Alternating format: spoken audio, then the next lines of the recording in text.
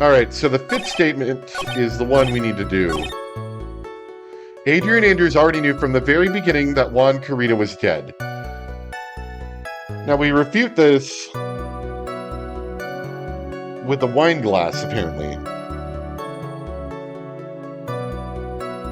But we already stated previously that that Adrian thought he had fainted. And so that's why she poured a wine glass, the wine glass full of juice first. And then she found out afterwards he was dead. With the idea, of course, being, and I'm reading this from a wiki, sorry. The idea being that if Adrian did all this, then she would have not left the fingerprints on the glass. Okay, sorry. Let's go ahead and do that now. It just doesn't make sense to me. I mean, I've already said this before, but it doesn't make sense to me to try to go through this trial, fail it, and then have to reload a save. Worst case, or best case scenario, that cost me an extra, minute or so, plus editing time. Worst case, if I don't have a save recently, that cost me a lot more time. And I don't think it really improves anything in the game. There's generally not that much flavor text for doing something wrong. Unless it's a specific wrong case, sometimes they'll have a little bit, but usually not.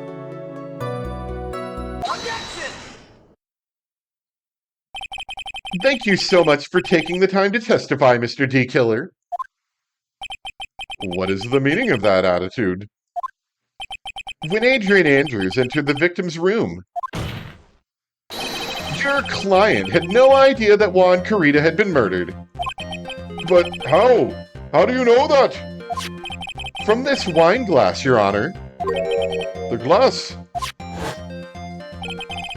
Mr. D. Killer's supposed client thought Mr. Carita had only fainted, which is why this glass of tomato juice was poured for the victim. Isn't that just a part of Adrian Andrews' calculated plan? That is not possible, Your Honor. This glass bears the fingerprints of that person. Had this been planned, they never would have left their fingerprints behind. I see your point. Mr. Edgeworth, what is your opinion? Strangely enough, I had the same exact thought just now. Witness, how do you explain this strange phenomenon? Isn't it a waste of time to ask about such a minor detail? It's not a very important point anyway, correct? I'm afraid you are mistaken. If Adrian Andrews really is your client, as you claim, then your client should have knowledge of Mr. Carita's death.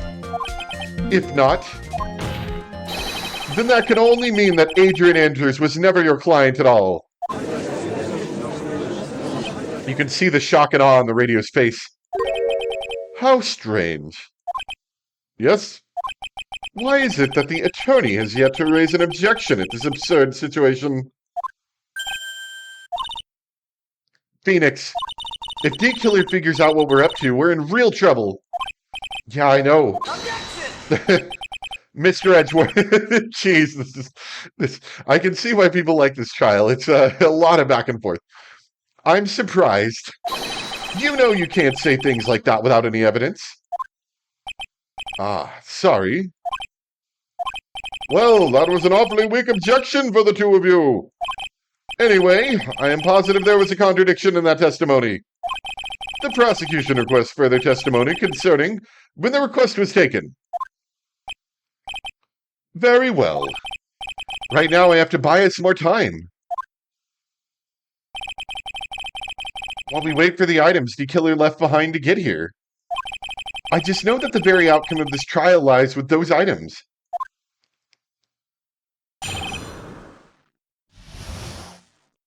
Okay, just wanted to get an idea of what I'm doing next. Okay, request taking. This request came to me, about a week ago. It was a request for my services on the night of the award ceremony. We met at a certain bar to discuss and finalize a few matters. That is what occurred. I trust my memory, and I believe I have made no mistakes. Hmm. So you physically met your client, huh? That is correct. Meeting one's client is the first step in building trust, in my opinion. I see. Well, Mr. Wright, your cross-examination, please. Request taking. This request came to me, about a week ago. 1 week ago? Are you sure? Yes, I am quite sure. I, of course, had my own preparations. And I was barely able to finish. When you request my services, Mr. Attorney, I hope you will keep that in mind. Please, stop. In any case, my client this time had a very specific date and time in mind. A specific date and time? It was a request for my services on the night of the awards ceremony. Whoop.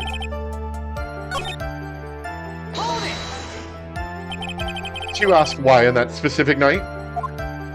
No. I tried to fulfill all the conditions of my client's request. But as for why, I only had my suspicions. Your suspicions, huh? So what are these suspicions you had? Why did your client request that night? I'm sure it was all for the bear. The bear? My client spoke of it. I'm sure there will be a bear-shaped figurine in Juan Corrida's room. I would like you to retrieve that item for me. He must be talking about this bear puzzle. Inside that figurine was a suicide note.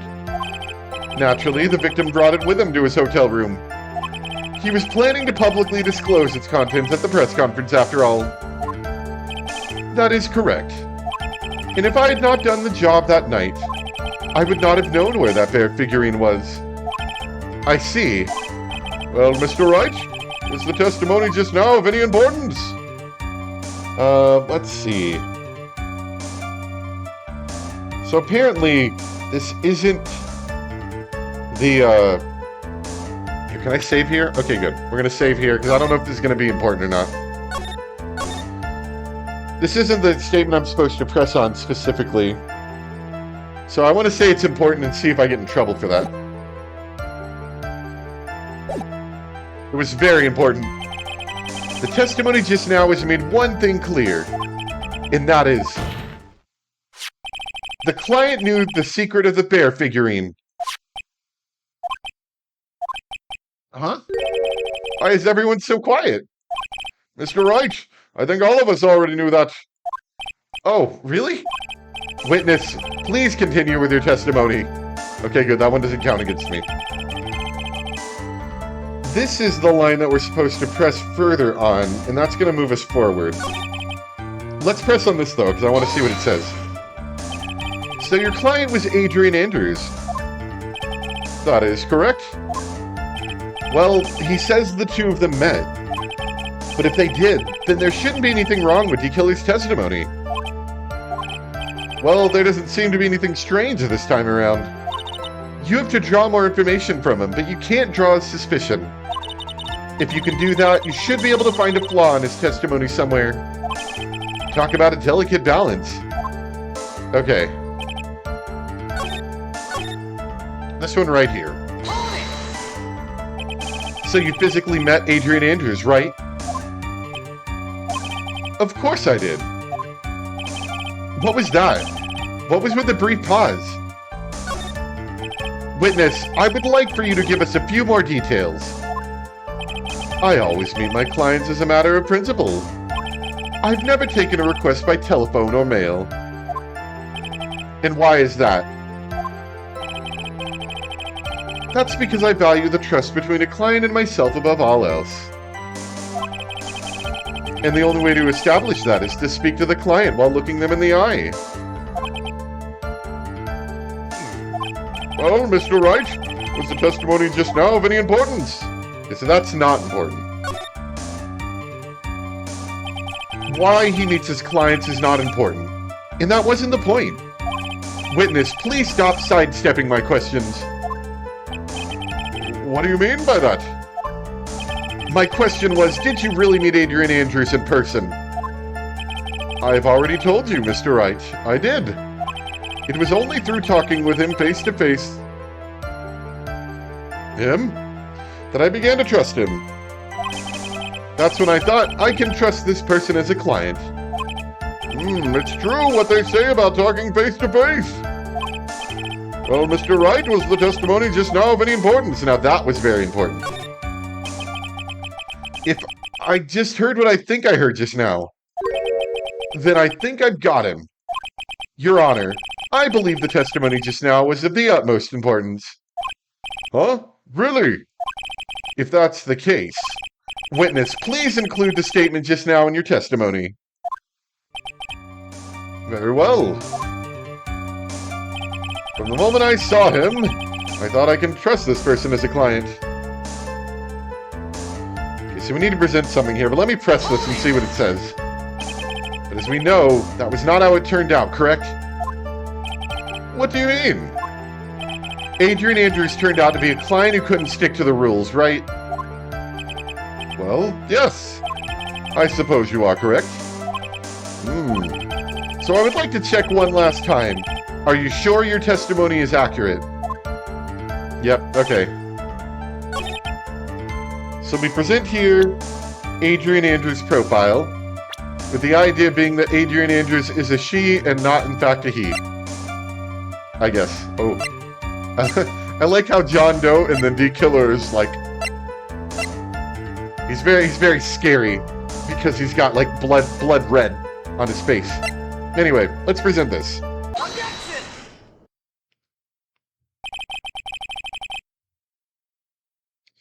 Gotcha. Okay. I would like to go over this one more time. You met Adrian Andrews at a bar and took the request at that time? Yes, that is correct. And that's when you thought he was trustworthy. How many times must I repeat myself? Yes, that is correct. I'm sorry, but that is an impossible tale. What?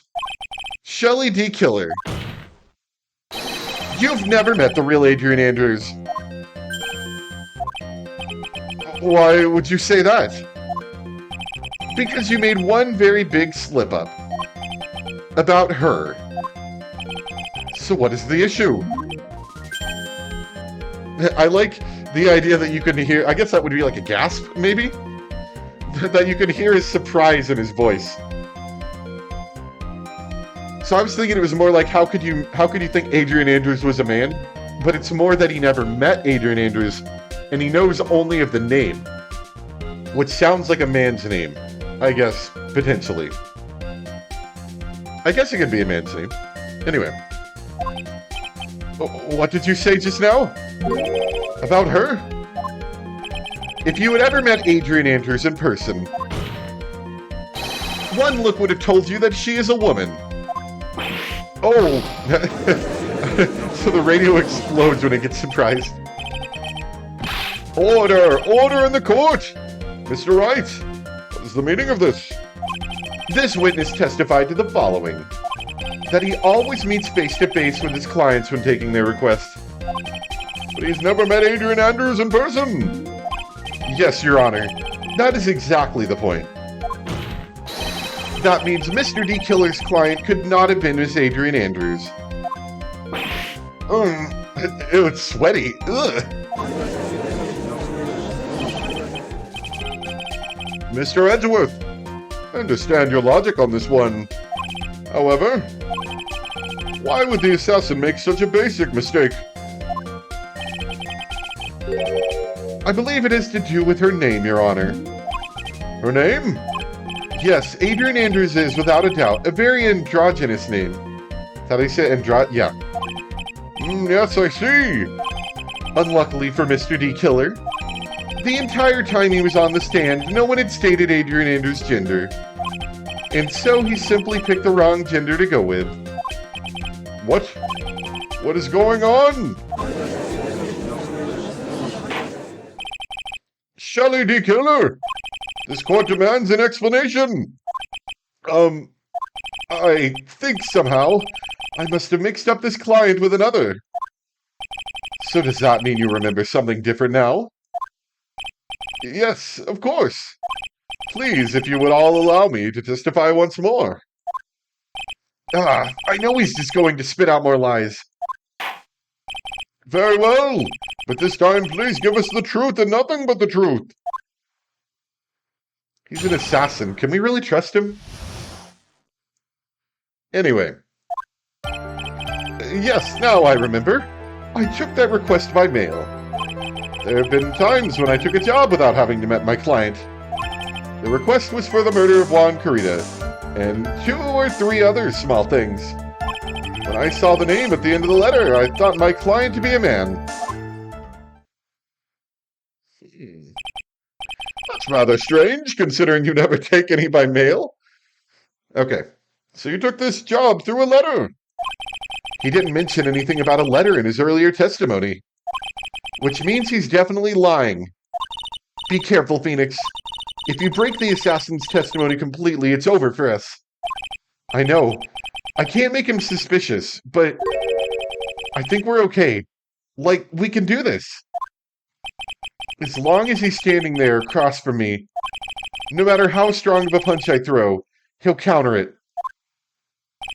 Now then, let's begin the cross-examination.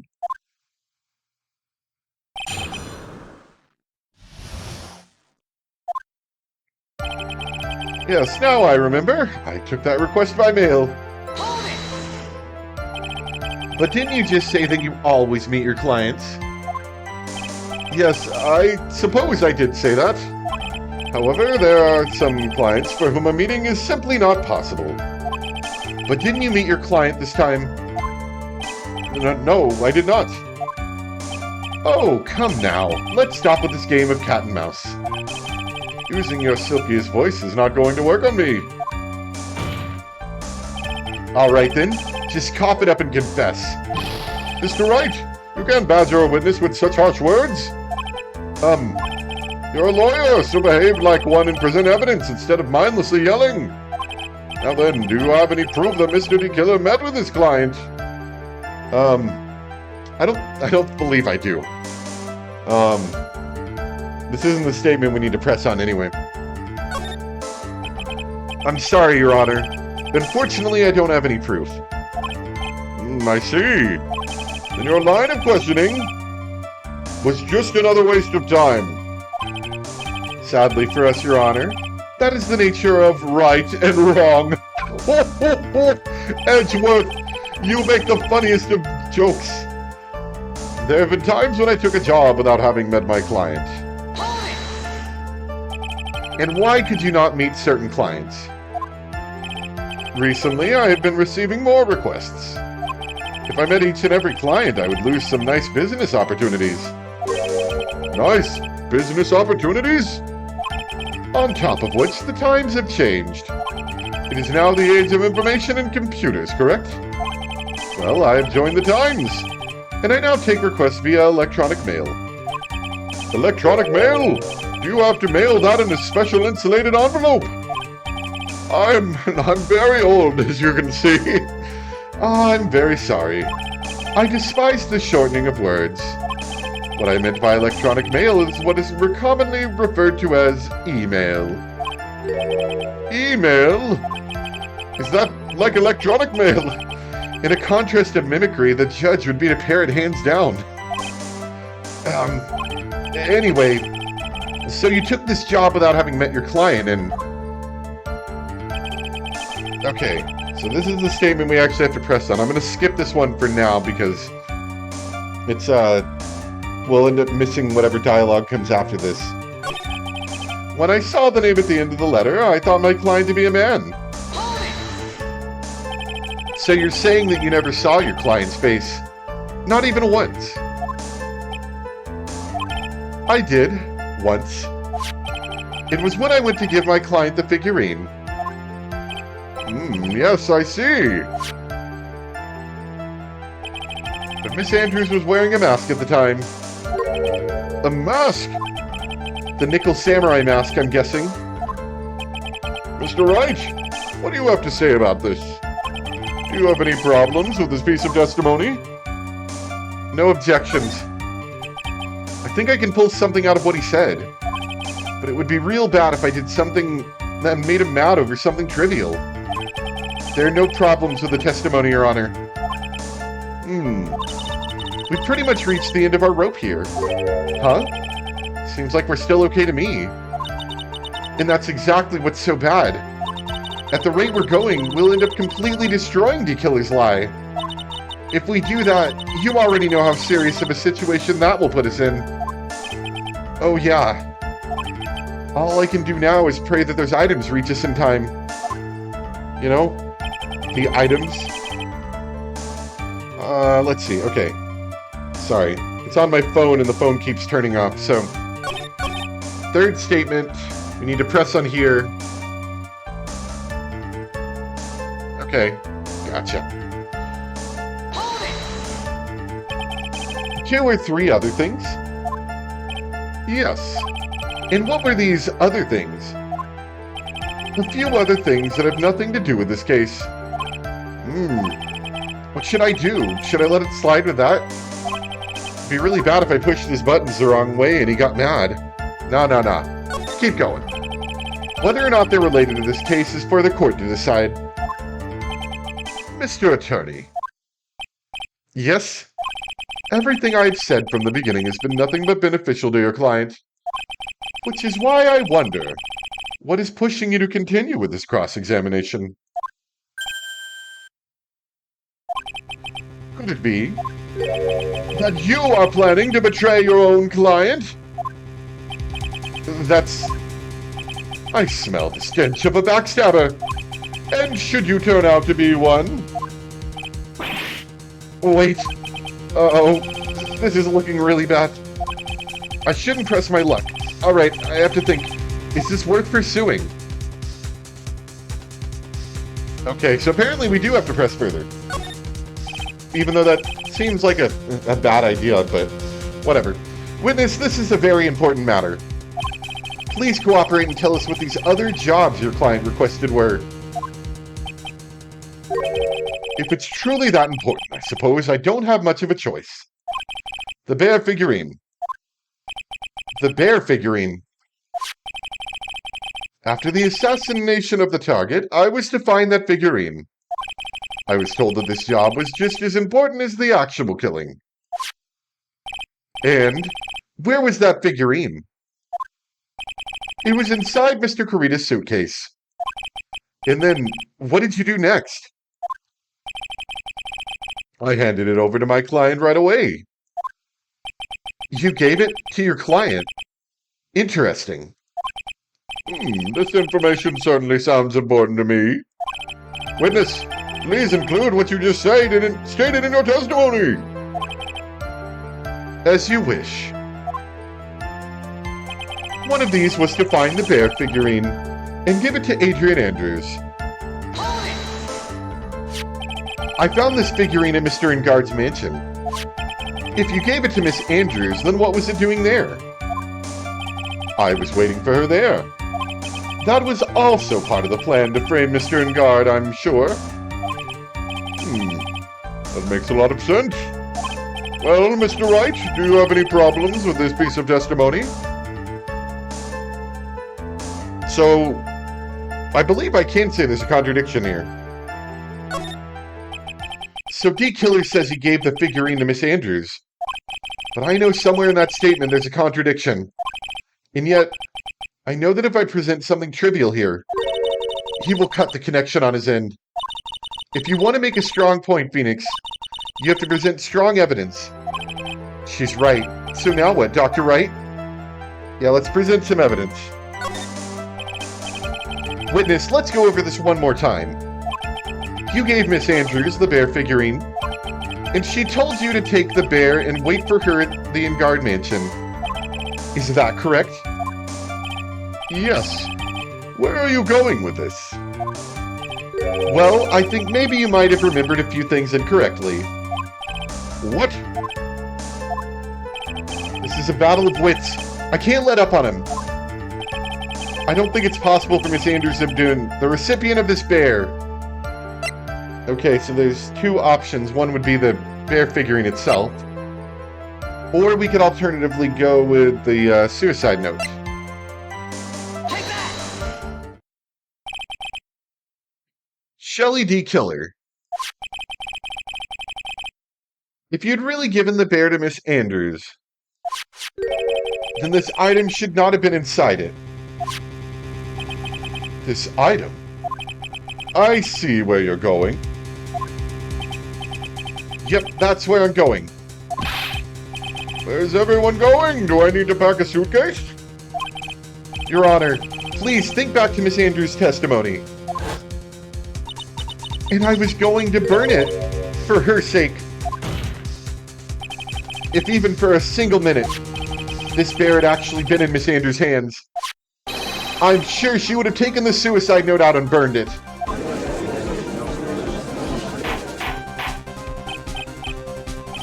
Order! So that's where you two are going. So by the very fact that the suicide note was still inside the bear, it tells us that your client didn't know how to disassemble the puzzle. Which means... It means, Your Honor, that it's impossible for Adrian Andrews to be the client. Oh!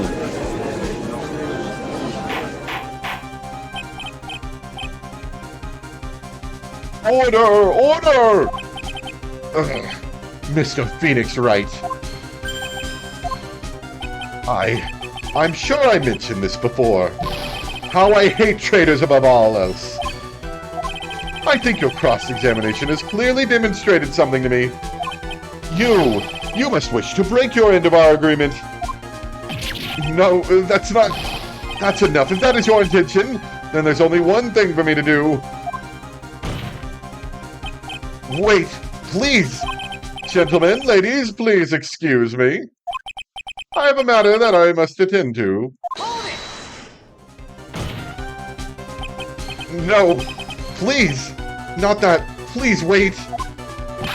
Mr. Attorney, bring this trial to a speedy end and I may stay my hand, otherwise... Gah! What in the... Mr. Wright, are you... Mr. Edgeworth? Yes, Your Honor. I didn't understand this witness outburst just now. Do you think there's a need to hear more testimony, or is this enough? Well, we should... Edgeworth, we can't do this. If we keep this up, she'll... the prosecution... What has come over everyone? Even you are... The prosecution rests. What is going on around here? The prosecution has no further questions, Your Honor. What?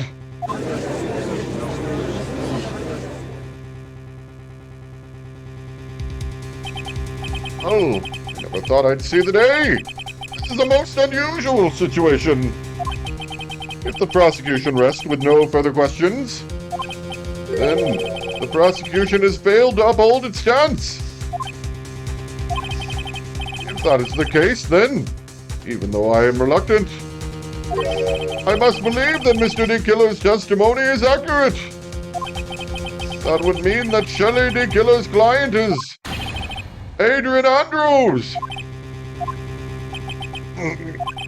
Mr. Wright. Yes, Your Honor. If I end the trial here, right now, then your client, Madden Guard, would be declared innocent. And in his place, Adrian Andrews would be charged with murder. Miss Andrews would be charged with murder. The prosecution has no further questions, so we will now hear the defense's final remarks. Bailiff, please bring the defendant, Madden Guard, to the stand. The items from D. Killer's hideout didn't make it in time. We tried as hard as we could, but it looks like our time has run out. I can't believe it. The outcome now lies in your hands.